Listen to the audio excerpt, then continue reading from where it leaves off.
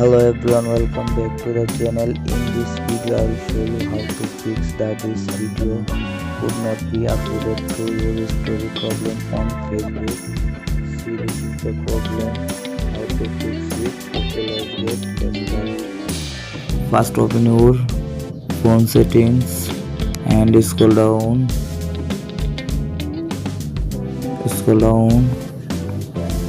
and tap on the apps option and search for Facebook. Now tap on the Facebook, scroll down. Now tap on the storage, clear cache and clear data, delete.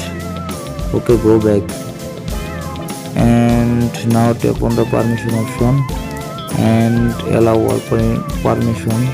First, calendar allow, call logs allow, camera allow, contacts allow, location allow, another microphone, nearby devices, notification option enable. Okay, back and phone photos and videos allow all permission. Okay, go back and now restart your phone and reopen it again your phone